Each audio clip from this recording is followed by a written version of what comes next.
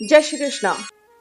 हम बहुत सारे लोगों की बहुत सारी सलाहें लेते हैं, जगह जगह अपने जीवन की समस्याओं का समाधान पाने के लिए भटकते रहते हैं। कभी सोचते हैं कि शायद ये उपाय हमारी जिंदगी बदल दे, कभी लगता है शायद ये दोष होगा, इसका निवारण करा लेते हैं तो जिंदगी में सफलता मिल जाएगी। एक आस, एक उम्मीद कि बस एक छोटा सा काम शायद हमारी जिंदगी में कुछ ऐसा चमत्कार कर जाएगा कि हमारी समस्याओं का अंत हो जाएगा। बात चाहे शादी की हो, बात चाहे पैसों की हो, बात चाहे नौकरी की हो, बात चाहे संतान की हो, या फिर बात हो आपके जीवन की जिसमें आ रही हो भरपूर परेशानियां। परेशानियों का कोई रंग नहीं होता, कोई रूप नहीं होता, वो तो किसको किस तरह से सताने लग जाए कहा नहीं जाता। अब ये तो कोई गारंटी नहीं है ना साहब कि जिसके पास पैसा होगा उसके पास कोई परेशानी नहीं होगी, जिसके पास सुंदर काया होगी उसके पास कोई परेशानी नहीं होगी, या जिसके पास बहुत नाम और शोहरत होगी उसके पास कोई परेशानी नहीं होगी। परेशानी तो वो सहेली है जो किसी को भी मिल जाती है, चाहे वो अमीर हो, चाहे गरीब, चाहे सुंदर हो, चाहे बदसूरत हो, चाहे उसका बहुत नाम हो, चाहे वो बदनाम हो। परेशानी तो किसी के पास भी कभी भी मिलने चली जाती है। मैं आ गई हूं, चाय पिलाओगे, इस तरह। पर हमें हमेशा इस परेशानी का स्वागत कुछ ऐसा करना चाहिए जिससे ये आती तो आए पर तुरंत वहीं से उल्टे पैर भाग जाए।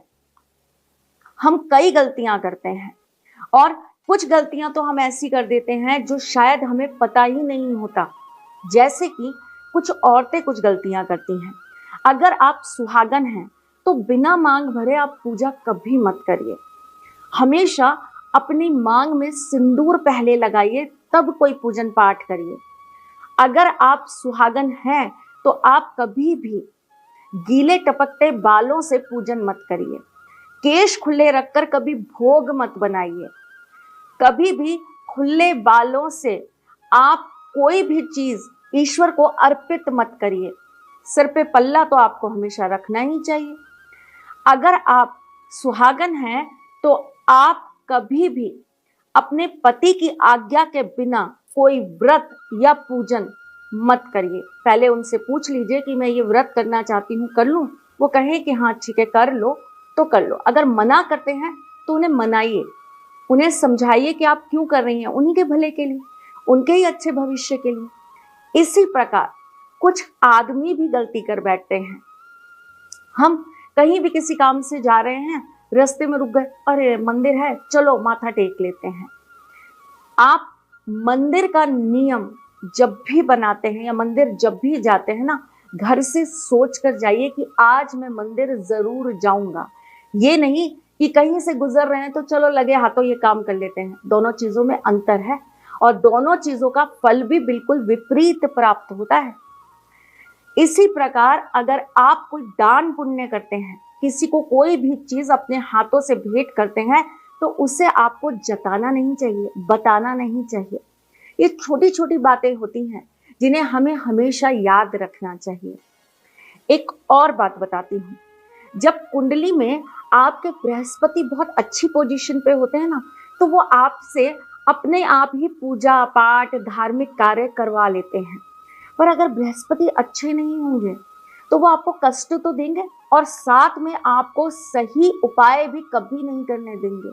आपकी पूजा पाठ में विघ्न जरूर आएंगे। आपके घर में कोई पूजा होगी और आपके यहाँ कलेश जरूर होंगे। आप किसी पूजा को करने का सोचेंगे और आपके घर में कोई ना कोई ऐसी बात हो जाएगी कि आप सोचेंगे आप बाद में करेंगे। कहीं धार्मिक स्थल पर जाने का सोच लीजिए, तुरंत कोई ना कोई अड़चन आके खड़ी हो जाएगी।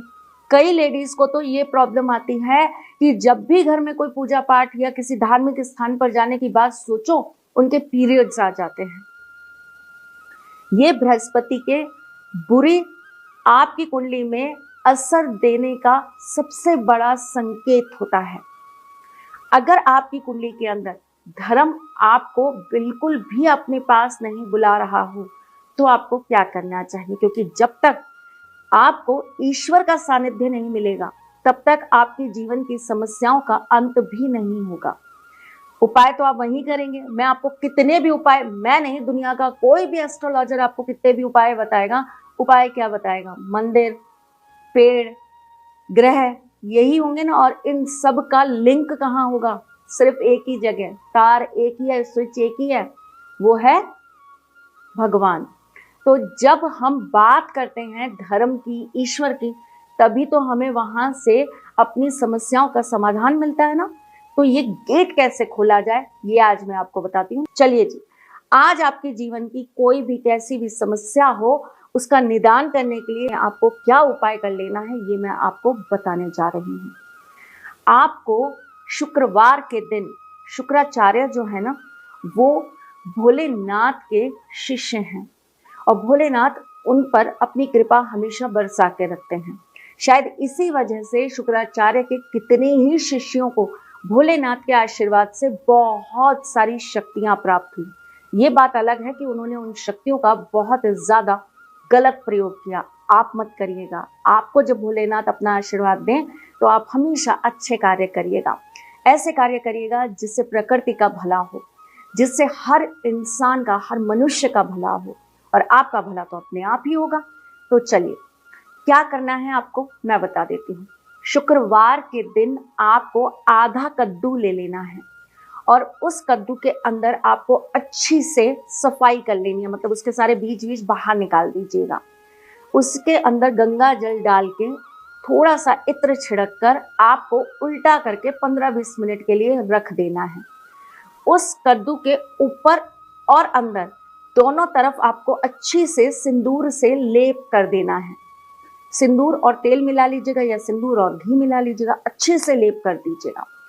उसके पश्चात उसके अंदर आपको एक आटे का बड़ा सा पिंड बनाकर रख देना है।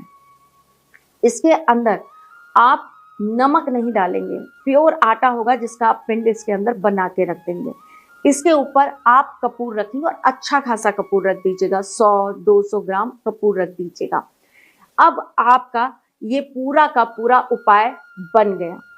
इस कद्दू को आप हाथ में लेकर भोलेनाथ के मंदिर जाइएगा। वहां जाकर आपको उनके शिवलिंग की 7 परिक्रमा करनी है। और आपको पता है ना, शिवलिंग की आधी परिक्रमा होती है, पूरी नहीं होती है। उनकी जलेरी वाली जो जगह होती है वहां से उन्हें क्रॉस नहीं किया जाता। तो आप कैसे करेंगे? एक आए, यहाँ पर अर्ध चंद्रमा में आए, ये आपकी एक परिक्रमा हुई, फिर उल्टा वापस गए, फिर ये आपकी दूसरी परिक्रमा हुई।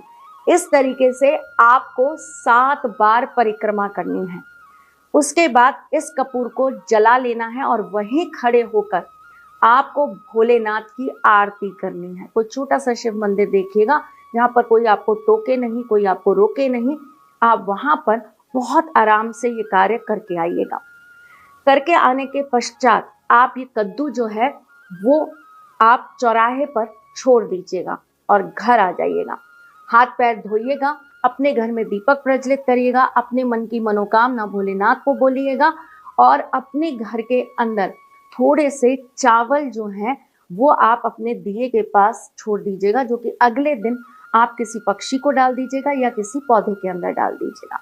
आपके जब विघ्न खत्म हो जाए, जब आपके जीवन की समस्याओं का अंत हो जाए, तब आप भोलेनाथ के मंदिर में जाकर उनका श्रृंगार करा दीजिएगा।